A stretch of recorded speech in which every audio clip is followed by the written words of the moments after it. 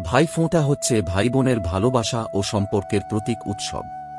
এর উৎপত্তি প্রাচীন হিন্দু পুরাণে। পুরাণ অনুযায়ী যমুনা দেবী তাঁর ভাই যমরাজকে নিজ গৃহে আমন্ত্রণ করে কপালে ফোঁটা দেন ও তাঁর মঙ্গল কামনা করেন।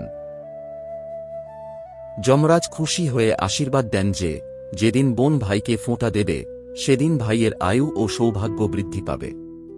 এই ঘটনাই ভাইফোঁটার সূচনা হিসেবে ধরা হয়।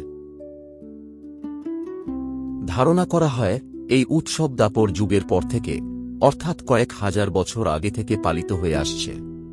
পরে এটি হিন্দু সমাজে নিয়মিত প্রথা হিসেবে প্রতিষ্ঠিত হয়।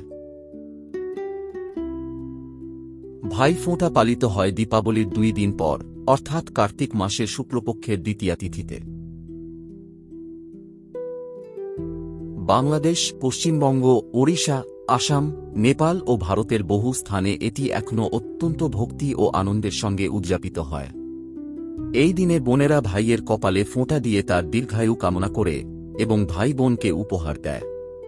এটি ভাই বোনের সম্পর্কের শ্রেষ্ঠ প্রতীক হিসেবে সনাতন সমাজে অতি প্রাচীনকাল থেকে চলে আসছে।